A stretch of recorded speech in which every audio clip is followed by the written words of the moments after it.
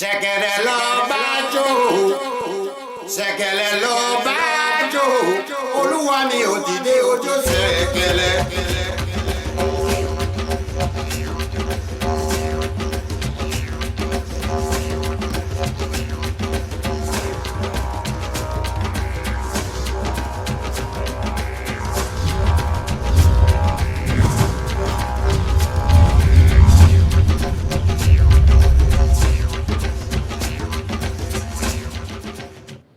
Hello and welcome to Theoryforge Chronicles. I am Phantom X, joined as always by Sog, Legendary Neurotoxin, and the infamous Diggs. Diggs, why are you making that face? You can Diggs, speak. what happened to your painting? Your background is white. I am in Tennessee. Ah, that makes more sense. Mm-hmm. Not visiting me. All right, so... All right. We haven't done, gosh, it's been, 3 weeks? It's been a while since our last show. So, and not a lot's actually come about since the last show, which is probably why we didn't have a show when we were supposed to have a show. But. I mean, there's kind of another reason that I haven't been putting in all of the extra work to get guests and stuff. I've been real busy. We got some people that I think would still like to be on the show, but I haven't heard that things got real quiet. And I don't know when I reach out to people and say, hey, well, kind of, we want to talk about this. But I don't know, unless we're just going to talk about the kinds of things we'll talk about today. It's harder to talk about stuff, but maybe putting in some extra work to get some guests will, actually inject some energy in there. Yeah, I mean, it feels like it's going to be a bit of a lull, and this is just a pattern that happens throughout. I was looking down to make sure I knew which day it was of the month here. Yeah, it's one of those things where I just kind of look at it and where things are at towards the end of the year. There's two sorts of things that often happen in studios. One is super ultra mega, like everybody's dead afterward crunch, and then the holidays, and then hopefully they're recovered afterward. Or the other thing that kind of happens is, you ease into the holiday and, take it a little light, but still keep up work and productivity and keep on task with things. And either way, I feel like where things are at is, it's starting to get in that end of the year sort of feeling where I don't know if there's actually going to be any major releases for the rest of the year. There might be. But with that, I say that not saying, oh, boo-hoo, November and December are a total wash and we're going to be getting nothing. But instead the opposite, that I think January and on starting next year, things are really going to start picking up. So that's, just kind of seeing patterns in the industry, having been in studios, working with projects myself. I definitely see that, starting to creep up. I feel like it's more likely going to be the ease in rather than go completely bonkers mode, as it sounds like they're going to do their due diligence and plan as much as possible before taking any steps on the road ahead going forward here.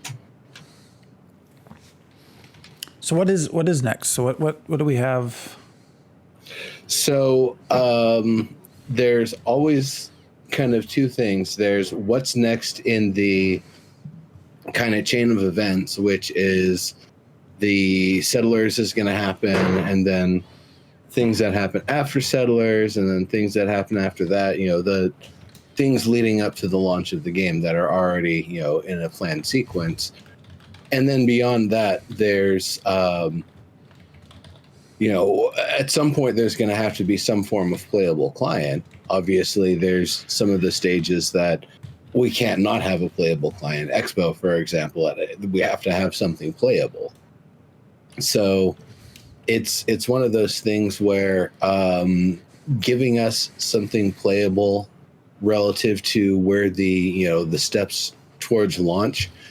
I feel like those are two separate sort of things that are, two separate threads that are going on right now. And it might be that they both kind of intersect when they are forced to give us something that, enables access to features that we now need based on, whatever phase we're in, or if there's going to be earlier testing phases and earlier release phases to, before any of that stuff is actually ready, just let people in and play with the interface and all of that sort of stuff. So I'm going to finish ranting about predictions here by giving you folks a drink. Cheers. Oh, we do have Settlers of Elyria soon. That's the next thing. That is the next thing. But we don't have a timeline on that, and Nope. I don't expect to get a timeline on that until they make some decisions on how they want to promote. Like, they had such a huge success with Kickstarterversary and domain and settlement selection, and how all of that came together and how much money came in, that they have to now be thinking, well, how do we recreate that convergence, right? How do we make Settlers of Elyria combined with something else, combined with some outreach or whatever? How do we set it up so that we get all of that coming together and people feel like they're playing the game when they click to spend money? Because that's what happened throughout Kickstarterversary and domain and settlement selection and title sales, all of that. We felt like we were playing the game, even though it was just with the buying your housing. Yeah, and they need to be able to recreate that kind of thing for Settlers of Elyria, but now the highest level packages have done their thing, and they're maybe not as focused on the game going into this. There just needs to be more stuff.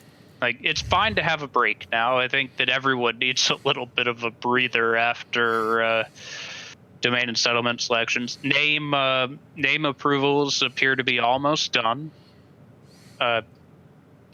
That's going to go for a long time because of all the ones that, they keep trying and trying and trying, or they don't initially respond and takes them a while. If a few dozen people keep going with that, that's fine. But if you look at the map now, it's pretty full of user-generated names. And then when Settlers comes, it's going to happen again.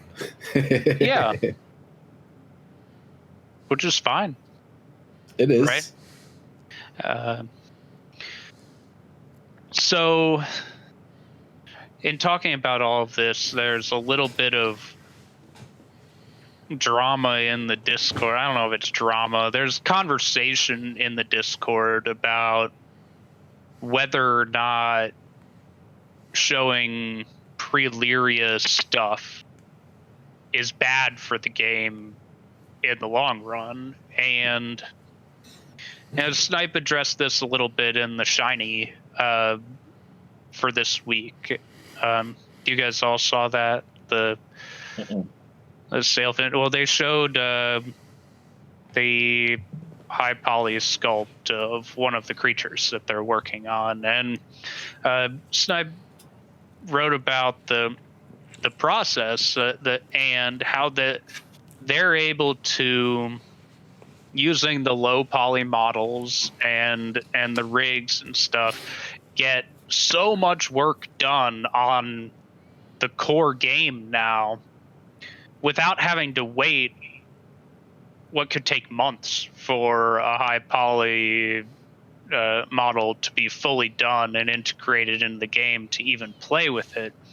That he's saying, not only is this a better way but he can't believe how much time they wasted in the past on other games he was working on by not doing it this way. And as soon as the skeleton's good, you can hand it over to the programmers and the engineers and the animators, and they can start making all of it while the modelers finish the rest of the exterior. Yeah, that totally makes sense to do it that way, of course. And you speed up your ability to get feedback from end users to be able to iterate on that as well. So they don't even need to be done with years worth of artwork to be getting real feedback on game mechanics and the feel of the world from testing players. And I'm on board with this, but I don't mind the look of the pre-Elyria low poly stuff, but I understand why some people would just prefer to have a higher fidelity image, but I'm there for the game mechanics much more than how pretty it is. That's like for me, it's like I really enjoy the feel of this game. Oh, and it looks good too. That's an added bonus. But another perspective is perfectly valid. I guess I go back to my experience with Shroud of the Avatar, that when I first got into it, it was kind of an earlier playable, streamable state. And I was like, all right, it seems like they got some work to do on the functionality and a little bit to do on like the curation of player housing and a lot to do on the art, but they'll work through it. And then it comes launch day. It's like, oh, the art's exactly the same. The curation of player housing is exactly the same, terrible. And the mechanics are only marginally better. That was really it. It felt real bad because I really wanted to like that game so much. But the fact that what they said was kind of like, oh, we're still working on the art. And then what was final art? This ain't that. The pre-Elyria stuff, they have very clearly shown this is what the pre-Elyria version looks like. This is what the real game version looks like. It's, it's night and day difference. Nobody would get the two confused. See, I wonder too. Well, so what's the debate is just whether it will turn off new people. I'm not in the Discord. Or even I don't. existing. You're not going to turn off existing players. Kickstarterversary for show. Prove that. I love the graphics. I think the graphics for are the great. pre-Elyria. Yeah. Yeah, I even like that style. Maybe slight changes to the shader, but otherwise, I like it as it is. I would play that. I would play that right now. I mean, I would be playing that right now. I everyone complains, but I mean, Kickstarterversary is a clear example of how ingrained their core is, and all they have to do is one thing successful, and everyone forgives and forgets and moves forward until we get into a period like this where we're in between, and then inevitably the grumbling will start to build back up. But I feel like they're also getting to a point where you start talking about Settlers of Elyria and further things. They're sort of, I think, tapping out the existing community. At some point, there has to be fresh blood brought in, and I think the question is how you do that. They're working on that right now. I believe that's part of what they're, like I said, the kind of lull in the action and stuff. I think that's part of what they're strategizing, so that way their steps taken going forward will, maximize the use of the resources they currently have to hopefully be able to bring in more and be able to keep things afloat and potentially show a large enough interested user base that they'll be able to start shopping for investors again. What's the Book of the Travelers, the other game that we just kickstarted last week or a week Book ago? of Travels? And Book of Travels. Yeah, I love the art for that, and I mean, in some ways, it's not as good as pre-Elyria. I mean, it's very different, but it's captivating. I saw you guys linked that, and I saw that it made quite a bit of money in the Kickstarter. I didn't put enough I put money into Chronicles of Elyria way after Kickstarter. I don't really mind throwing money away sometimes, but I just can't. Kickstart something about the website puts a bad taste in my mouth now. I understand your feelings, Sog, and to be honest, the last game that I backed was throwing $1 to get my name in the credits for Skatebird. But I plan to play that and get it anyway. It looks hilarious. But I mean, it's still good for some physical products. I just bought like RGB flashlights with fiber optics and stuff for costuming equipment. I won't even be here until June of next year. I don't care. Whatever. I think there's another thing with online games and Kickstarter that we've seen a little bit in the Chronicles of Elyria community, is this idea that because you potentially get things at a lower price point as a backer than later on, there's this sense that if you back, you have this guarantee that nobody else will ever have what you have, or that people are upset when things came back from the shop at the same price that they were in the shop before. It creates this idea of if you're in early that you deserve things. So really it's the studio just offering you something to make you to thank you for supporting their product, right? It's not like this is a one-time offer where you get this for this price and it'll never come again. Sometimes things that are available will never come again. Like they're not going to do design experiences for Chronicles of Elyria again, but they needed people to be involved as part of that. They didn't need it, but if it was something that they wanted to do, it had to happen that early. Or at least they had to start planning it that early. I know that a lot of people haven't gone through their whole process for a design experience, but I don't like that sentiment. If you're going to back a game, back the game. Yeah, but that's a mindset. I think anyone, not just Kickstarter, any of the pay for whatever early access, that becomes sort of this exchange of I've given you money, therefore I get a say. And nobody who does this after me should have access to what I had access to. That should get the same quid pro quo. Well, and some Kickstarters, I mean, that is explicitly stated, but unless it is explicitly said, then there should not be that expectation. So. Yeah, I'm trying to relate to that because I think the levels that I usually back at, what I'm wanting is access into the alpha. Yeah, that's what I'll always look for too. Yeah, one of the earliest testings. Do they offer alpha? Do they offer beta? Where's it at? Yeah. Yeah, and then I'm trying to figure out how I would feel if other people were allowed into alpha. Well, maybe if they were allowed in earlier than I was. I was just thinking the same. We're actually thinking the same way for once. I don't care if other people get in. I would have a concern. I would be irritable if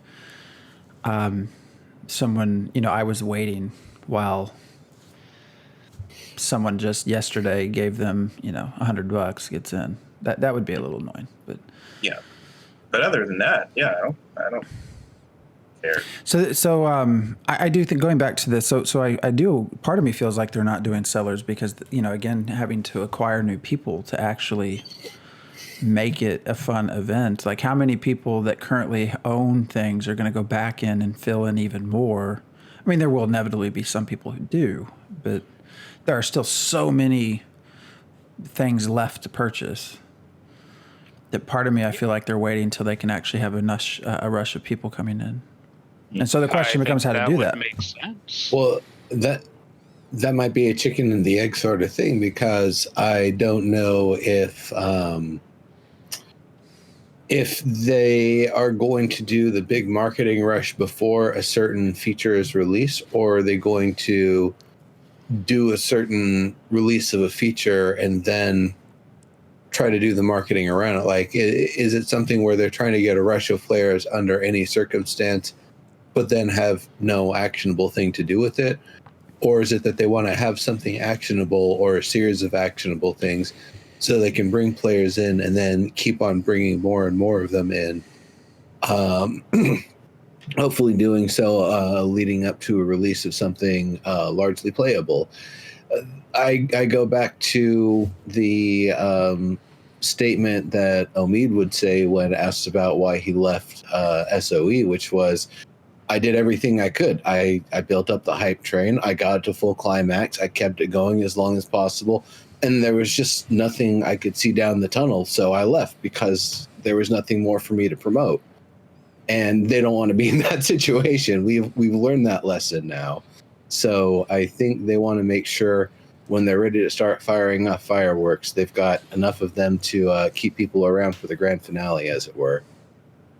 See, I don't think, but I think you're, this idea of pre-Elyria, I mean, you have to start showing things. I don't think new people are going to join if it's the same way it's been, because they've had the chance to do that now for several years. It's a unique perspective. I think it takes a unique person to come in and spend a lot of money on something that doesn't even have an alpha client for us to be in. That takes just a unique group of people, and Soulbound has tapped into that remarkably well. But going forward, there needs to be actually something that can be demonstrated, I think, to get another rush of people. And the really only real option, it sounds like there is, to do that anytime soon is with pre-Elyria. And so I'm not, I mean, I'm fine with, I actually agree with you. So I mean, I don't mind the way it looks at all.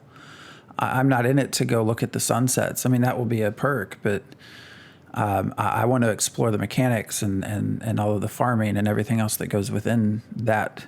I mean, it could be a spreadsheet, and I don't want it to be an Eve spreadsheet, but I mean,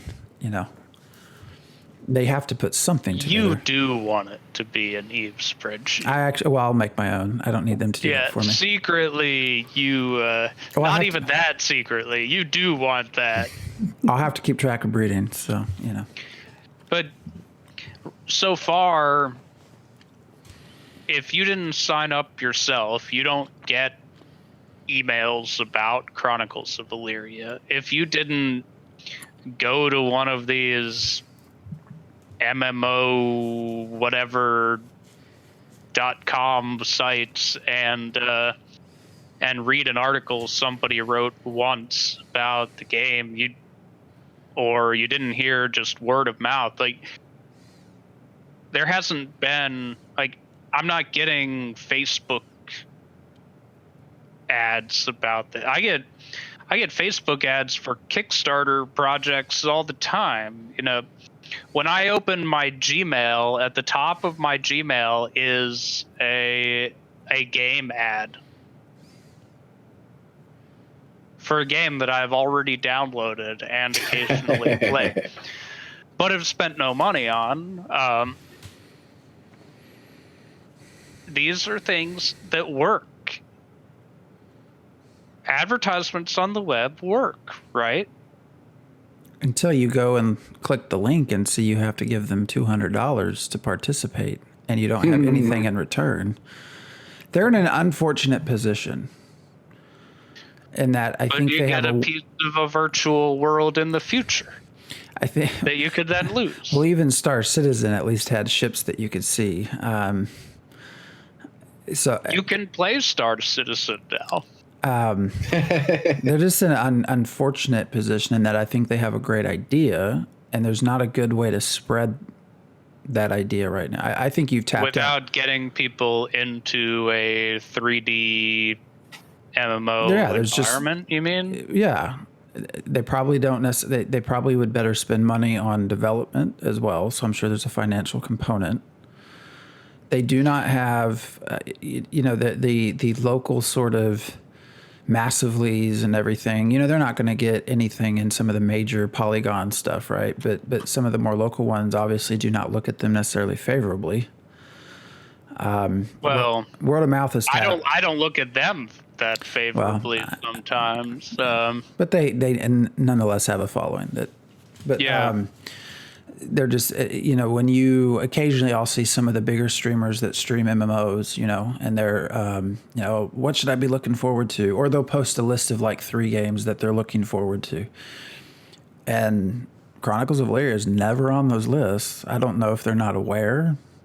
Or they're just waiting. Like they don't want to tell all of the people that they play games with to jump on a ship that isn't going to sail, Well, I mean, in the same vein, though, that they will mention Ashes, they will mention Pantheon, even. So. I don't know. I haven't. So they're just there's not a lot out there beyond the existing community, and I don't know that I don't know that there's a good way to do it other than having a client to run out and play in. Basically. Well, I'm kind of hoping that now that we have master storyteller Ombla on board, when they do launch something for us to do for settlers, then we'll get some good stories, and the writing around that will be more captivating than it was for Searing Plague. So that could help bolster our excitement about that. But then I was just thinking too, again, about revival, even just getting into the houses that we bought and being able to run around in there was kind of fun. We're doing that so kind of backwards, we're going macro down to micro instead of the other direction. But I think it would be fun. Can you imagine how much time it would take us just to run around the map? We don't need houses. We don't need combat. I don't think we need any of that. I think the map might be in pretty good shape just to plop us down, even just in a city or a county or one duchy. That thing is huge. How many hours did you rubber band around the map and landmark before you could do anything other than whack a tree? Yeah. I spent a lot of time doing that because the heroic movement, some people didn't like it, but it was fun. Mm-hmm. Pre-flight, just the running around the map was pretty fun. And it'd be neat to get involved in some of the early field tests like that. And there's a lot of map. There's a lot of map. I'm at a point I don't need visuals. I'm give me a simple picture to look at and just give me numbers. Let me play with. You're laughing, but let me play with crops and breeding and whatever mechanics you have in. I don't necessarily need to see something grow in front of my eyes. Give me something to do. Well, I'm thinking something to do is explore, and they have. I'm just saying it seems like they have. I'd get bored. That they don't have combat necessarily. Yeah, I mean, different. I'd get bored. To me, it'd be like, hey, there's another tree. I just saw 40 of them. Phantom X would like a spreadsheet. Diggs would like, to just go walk, go for a hike. Yeah. I mean, these are not tough things. But if they're not ready, they're not ready. Yeah. And but I think I think they are ready for in terms of map. They don't have combat, they don't have mobs, Well, but movement. I will Okay. say the They same. said they were still working on movement Yeah. Okay. in the last month. That's one of the things that they are working on, and Yeah. I don't think. So some people say, it's not good for the game to show Preleria screenshots and stuff like that. I don't think it's good for the game if we get in the movement doesn't feel okay. Yeah, that's for sure. That's for sure. I would say the same rule applies as setting up a convention demo as it is to set up any form of just static release that you're not going to do any updates to, which is the man, that thing's really flickering, isn't it? Damn it, Discord, you got to stop that. When you decide that you're going to make something for any sort of consumption, it means you have to stop what you're doing with everything, lock down all of the loose ends, get everything smoothed out, make this releasable build, and then all of the things you needed to do to make that possible, you have to spend probably the same amount of time unfucking up all of the code that you had to do just to make something publicly consumable, until you're actually at the point where you have a client you're ready to maintain and do updates to. So to that extent, it's one of those things where no rush on getting something out there because it needs to be ready. It's like if you wrap everything up just to get something out there, that is possible. You're right, Diggs. I wholeheartedly agree. It is technically possible if they wanted to. However, the amount of time that they would lose doing that is not reasonable. So that's more or less my reason why I'm pretty sure they wouldn't want to do that right now. And totally makes sense. Yeah, that makes sense. Well, Yeah, it's go ahead. I was just, I hope they've learned through the rollout of DSS just to be more transparent. I mean, the long delay there, everyone seemed to really kind of calm down once they were being spoken to as this is why this is occurring. So. Yeah, it's fun because we're getting different kind of pushback with Ashes of Creation in terms of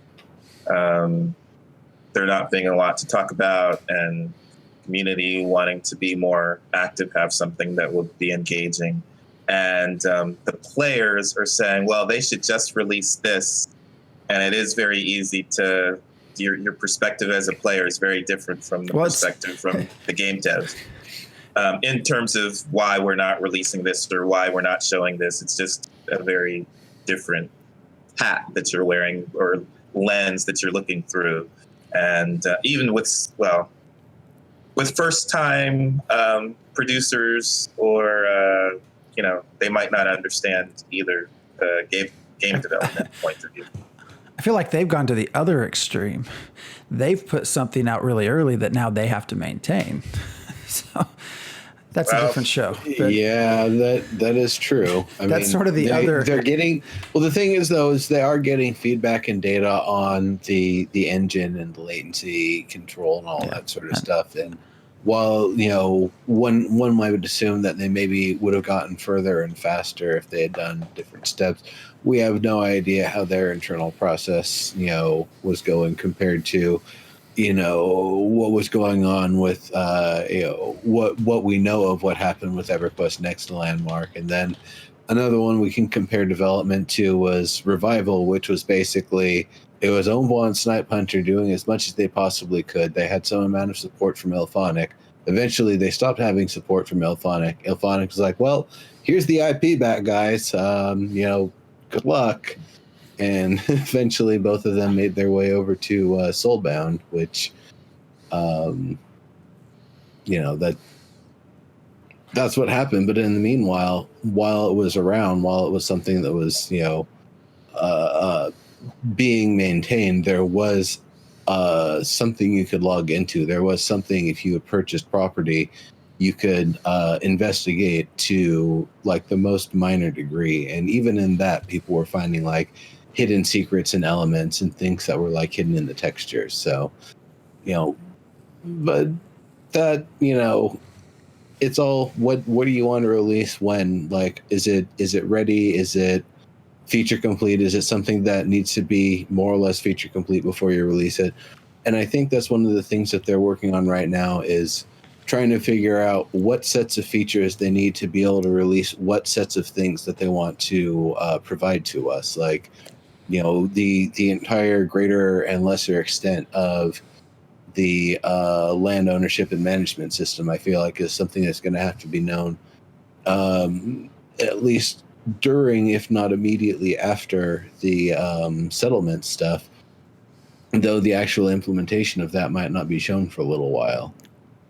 And with that, like settlements, we have no idea like what the delay is going to be, if that's when that ends, if that's going to coincide with, you know, the release of something else. If that's going to be the case, it would make sense when Settlers comes around to be where they start the big marketing push, if they're planning to chain along, you know, feature after feature after feature that has some level of interaction until they're, you know, planning to release stuff.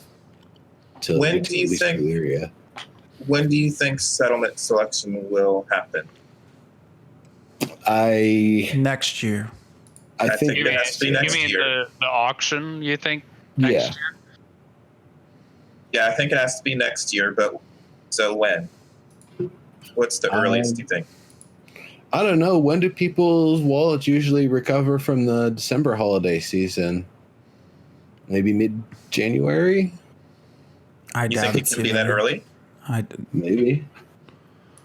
Depends how far along they are with things. I have no idea. I don't know if they're planning on telling us on Tuesday that it's coming the following week, or if it's going to be the kind of thing that we're going to do it in December. No, we're going to do it in May, and it actually happens at the end of August. And I think that's something else they're trying to avoid, is that the amount that they got salt for something, you know, the DSS starting in, was it March or May or whatever, and then taking as long as it did for all the features to finally wrap up so they could continue with it, and all of the ridiculousness of people going bonkers and violating the terms of service in anger of seeing the resources change back. You know, all of that happening. I don't think it's happening until August. Yeah. They're gonna take as long as they need to with it. So if it's August, because that's what I'm thinking, January seems early, and I'd be probably pushing towards March or April. But I'm really wondering when Elyria could happen, and I'm thinking that's probably going to be 2021 instead of 2020. What do you guys think? I'm not speculating on this because I can't.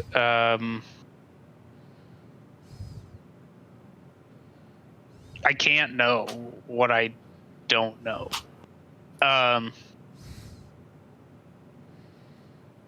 They're not going to have another 2019 Kickstarter-versary. I'm going to say that. So whatever they're going to do going forward, they've either got to find out more money or they got to start releasing things.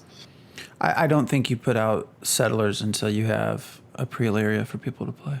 That would be my opinion. Really? But that's not their timeline. The timeline is Settlers and then Personas and then other But things, what's the point of doing right? Settlers if you don't have the people to come in and actually play to purchase things? That's my point. I don't think that they agree with you that you need to have a virtual environment that people can log into in order to get people on board. They have a highly active community that is willing to open their wallets. Why would they not believe that if they could connect with more people, that they would be different? I feel like you've exhausted that group.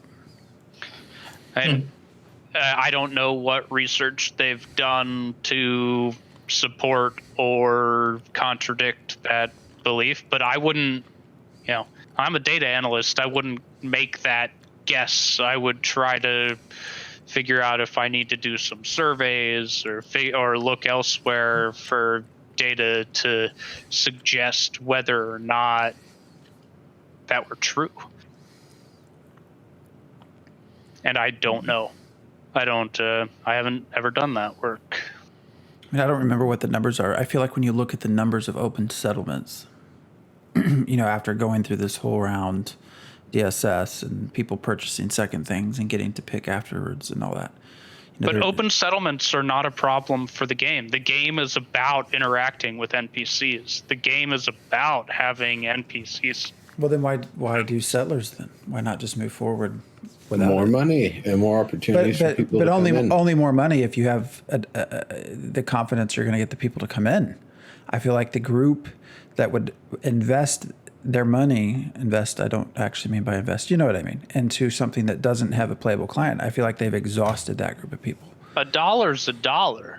But nothing costs $1.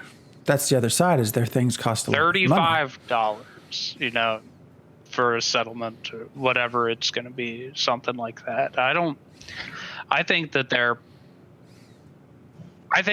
are plenty of people that are interested in the settlement level, but from what we know, that's gated behind a bloodline package, so it is more than $100 to even begin. So it depends on what the price point is. But if people could get in for $30 to $50 and have a settlement, and how pissed will your community be that you've just given away?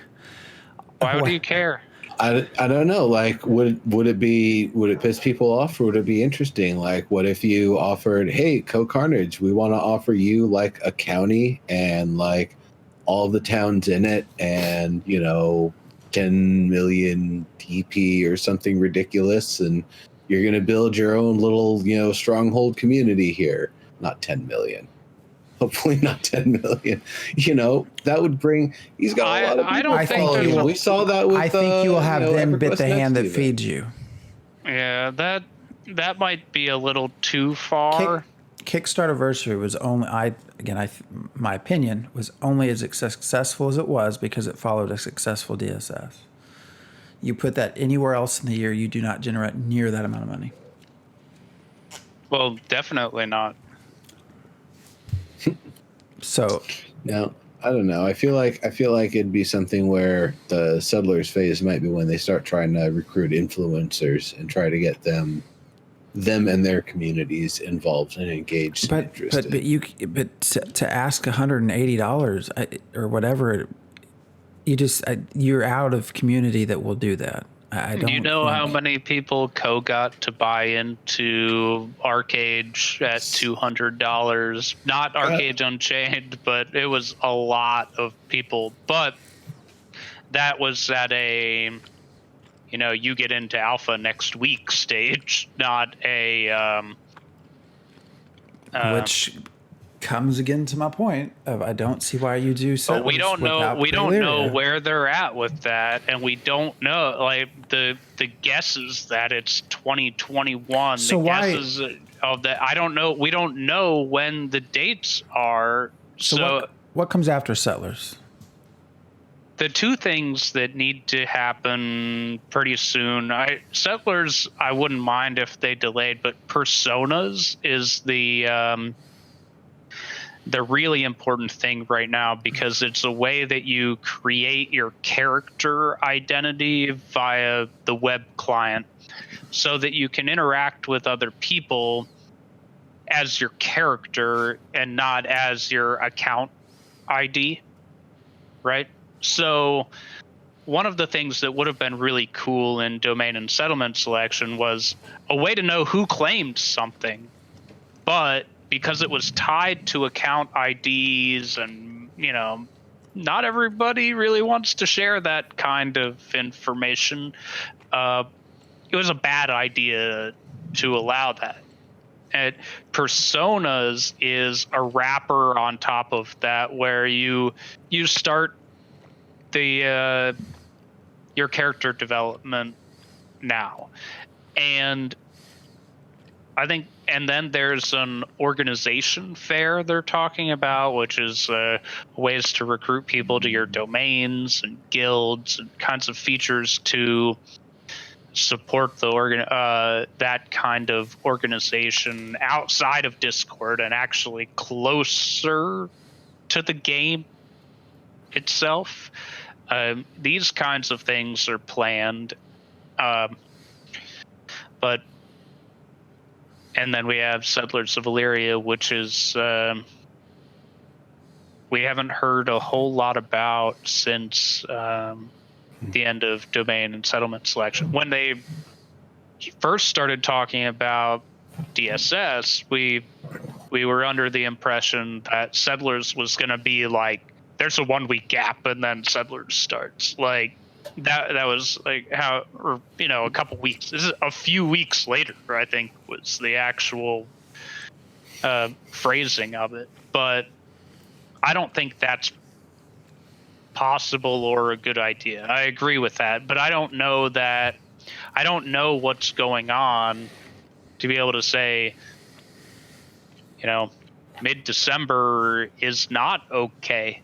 I mean, mid-December should be fine if they can get everything in place that they need to get in place for it. Their plan was to do this without a playable client.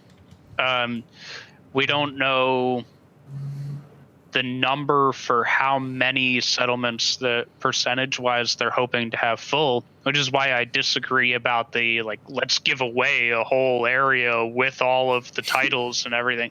I think that having unclaimed space adds huge amounts of value to the finished product of the game. And NPC domains are a great part of everything. I thought I had a point and I never got to it. But I do have a question. So you're hoping or thinking Settlers might happen in December, mid-December? You said mid-December The is too only late. time frame we were given was a few weeks after domain and settlement selection, right? That's the only time frame that we have. That's the only thing that we know. But I don't think they look at that and think we're in a position to maximize what we can get out of this phase, which is why they're not doing it. And you sort of I don't think they're done with the work from domain and settlement selection. We know they're not because not all of the names have been done. You sort of tap into a question of mine is, why does Settlers have to be in that order? Why can't it be later? Personas could come sooner, but like in all of the next few steps, why can't it be later on? It needs to happen before exposition, or right? Isn't that all that matters? Or before KOE? I forget. What is KOE? Kingdoms of Elyria. Oh, okay. Well, yeah, but I guess theoretically, you would have, right before we get to exposition, you will have had a pre-Elyria. Right. So my question is, why not wait? I feel like they need to have something playable like a pre-Elyria before they go on to Settlers. So why? I guess I just don't understand the need to do it in this order. Like, I don't think that it matters that much. Well, then the question is, why not change that order? If they want to change the order, I wouldn't be upset with them changing the order. I'm just going off what they said, not suggesting that they do one or the other. Yeah, we're in chat. They're saying holidays, wallets are dried up at the moment. So that seems like it would probably, and I think Neuro was saying after people recover from the holidays, so January, February, at the earliest, probably. Yeah, there was some chatter in Discord about them potentially opening up domains at full price in the meantime. Not that it would happen, but that it wasn't off the table. Yeah, people are going to go for full price. We'll say it's good. During the holidays. I saw on Twitter from Snipe there was some sort of basically a lot of job openings, which is I assume a direct result of being such a successful Kickstarter. So that's great. I don't know if people are even aware of that their money clearly is helping move things along. I saw that. I wish they would make a post about that to say, you know, have someone just mention, hey, look, you guys have helped us. We have 5 new positions we're looking to fill because you've given us the ability to do that. I feel like people not to endorse the site, but if anybody's interested, LinkedIn is where you can find them. Yeah, I was surprised about that it was a LinkedIn sort of link and not something like on a... Well, you would think it'd be the SBS site, but then you go to it and it's like, it doesn't look like they've done anything with that. It feels like the Space Jam site when you look at it, 10 years later. It's like, it's old, it's crusty. Needs a lot of work. Yeah, I can understand why they didn't want to post it there. Curious that it was a link to LinkedIn, but nonetheless... Epic Games uses LinkedIn as their primary recruiting. And Ninja.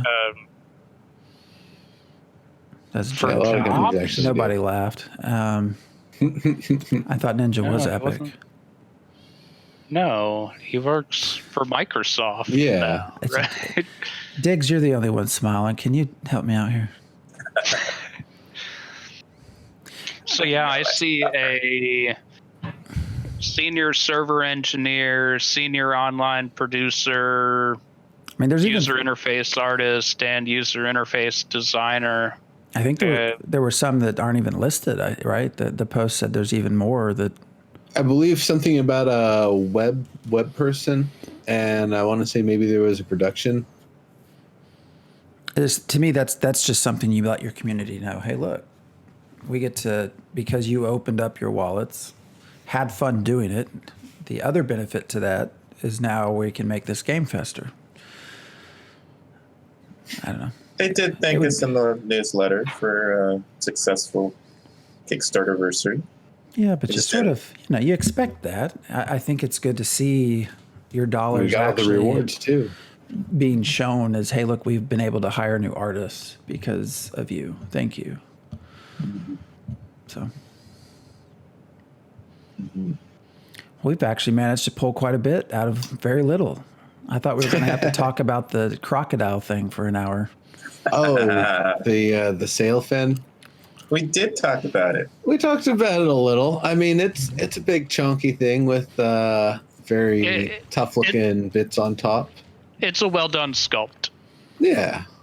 I don't know any more than that. We don't see any textures on it or anything, but it's a well done sculpt. I'm gonna flip it over and rub it on its belly. I was a little I think of the word monster. I don't think of a crocodile. But that sort of puts in perspective. I don't think it's a monster. I thought there was a terminology used somewhere in that post. I don't have it up anymore. But I thought it was just wildlife. I'd have to find it again. I'm pretty sure it was... It says to see this monster in the wild. Right. It's a monster. They use that word. It's just the perspective. It's an animal that is monstrous. I mean, it's totally cool. I'm fine with everything. It's just putting me back in the perspective of not being in a high fantasy game, right? Like that the dangers are just actual world around you. So, but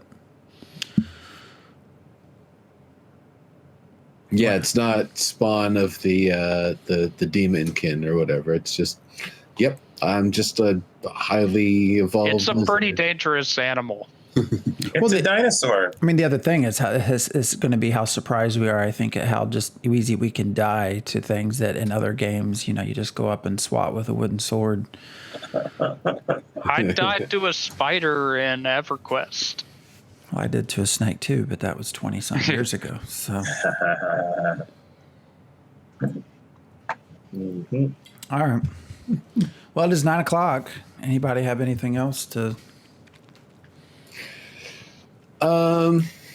Not in particular at this time. It's I don't know if we had mentioned about the story. Do read it. it is a very interesting story, and I will say it definitely seems at the very least to have been graced by Ombois' presence at some amount, because it looks very much like a revival story when you read through it. Mm-hmm. It's just very much like so much that style. And for the Very people who entertaining. don't know Umbois from Revival, I think this is part of the excitement that all of us had with him joining, is this sort of thing that hopefully everyone will be able to start seeing more and more of going forward. And combined with the quality of Vive's work already, I think that having a team working on that, its only shared strengths will be very good moving forward. For sure. Yeah, I have a feeling that my earlier questions about why would I want to play this will start to be answered when we get more of the storytelling from Ombois. Yeah. Already, even just going through this particular story, and the culture is better, and there's mentions of specific kinds of mead, Kipik mead, and just all of the little cultural stuff is more positive, but more robust as well, and kind of brings me into the world. Actually, talking about the story, and this will probably be something to talk about later, that I was going to ask y'all about, is this idea of shared holidays within the game. So it seems like a lot of these things, each and every different group, have some sort of shared holiday. And I'm curious later on your opinions on whether it should be that way, whether every group should actually celebrate the same holidays, even if they celebrate it differently. That's a different topic for a different day. It's celebrating the event, not necessarily the holiday. Like, but should each one have the equinox? But should a event have equal meaning to every? Is it equal? That we can talk about another time. Right. What you might look and see a comet and think the world's ending. I might look up and because of where I've come from, think So that's sort of where I'm coming from. Yeah. Yep. So, all right. Well, we will hopefully be back next week. So thanks for joining us, and have a good weekend. See you later, everybody.